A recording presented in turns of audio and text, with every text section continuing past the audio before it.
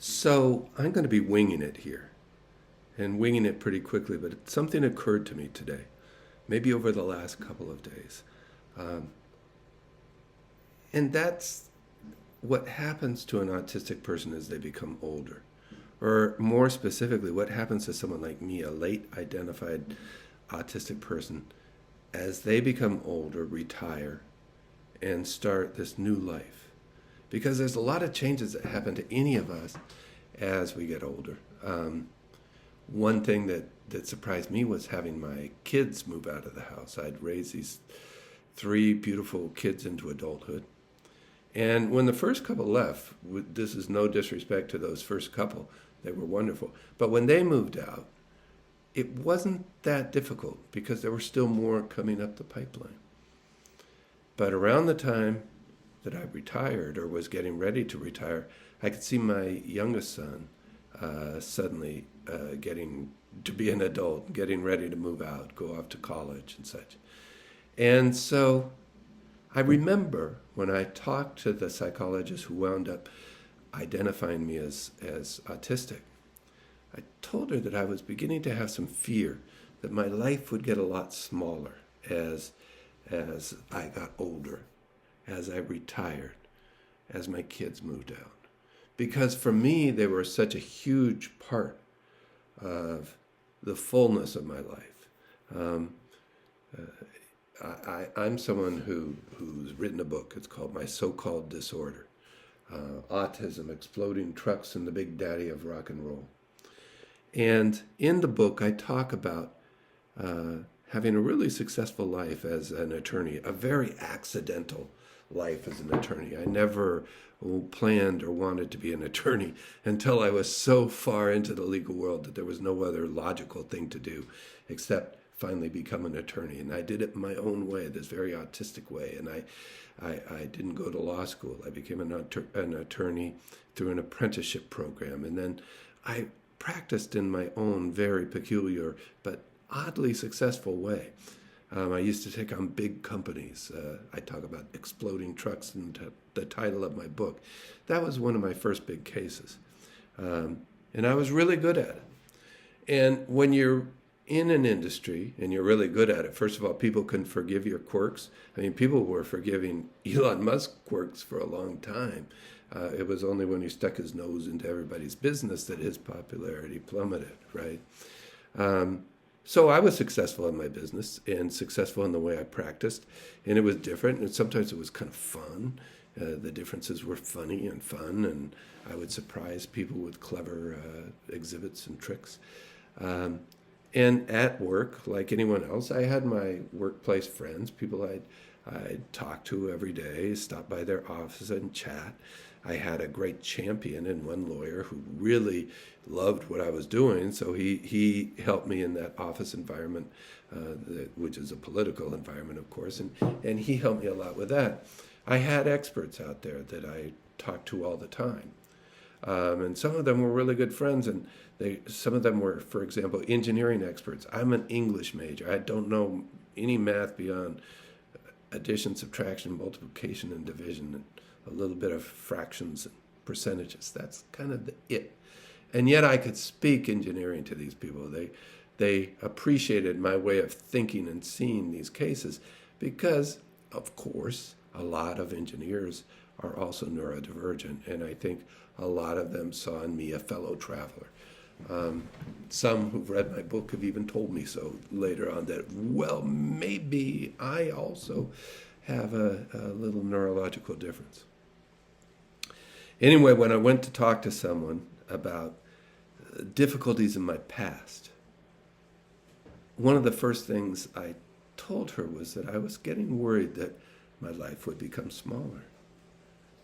As I left the workplace, as my kids left our home, I'd still see them, but they wouldn't be there watching movies with me at night or laughing with me or, going to the grocery store with me. So I knew that this would be a huge loss for me and one that I was not going to have an easy time fixing. Now, I was going to speak to that therapist because elements of my youth, as I grew older, started to hurt more and more. especially my college years.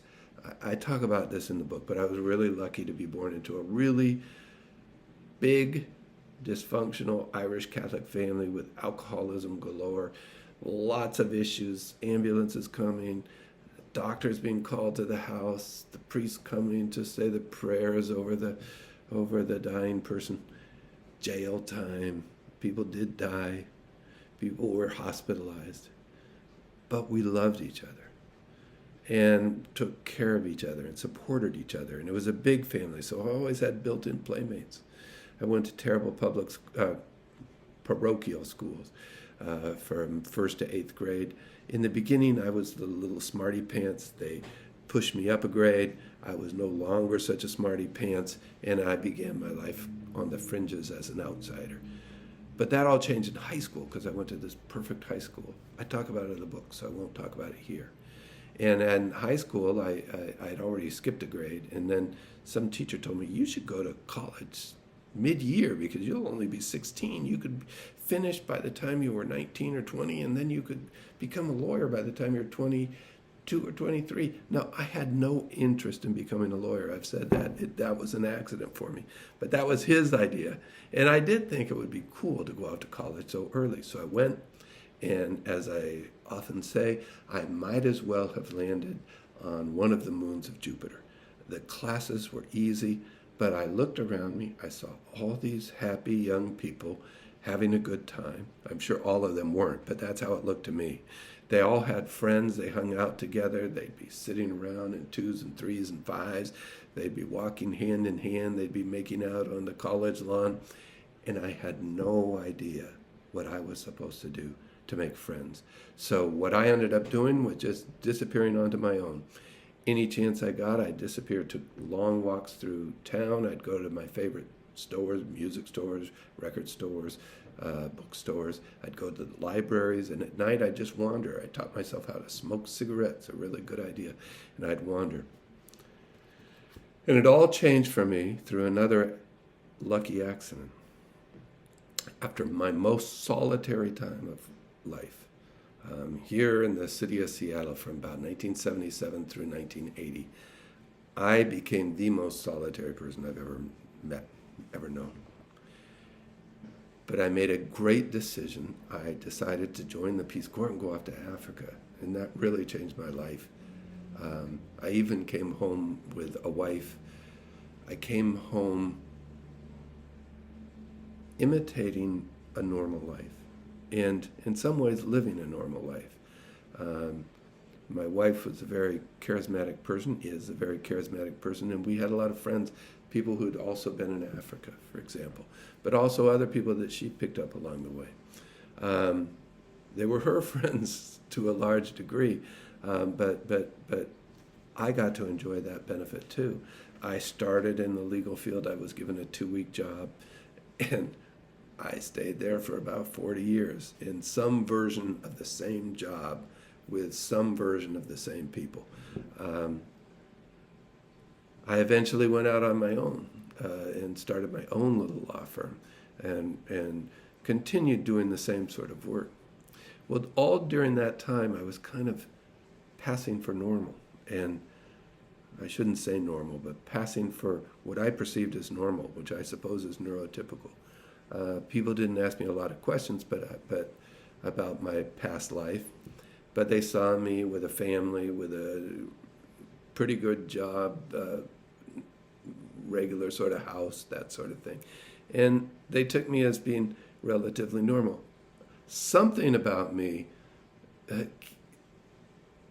hinted to them that I wasn't exactly normal. I don't know what that is, but obviously there's something that makes people kind of back off and think, this guy's...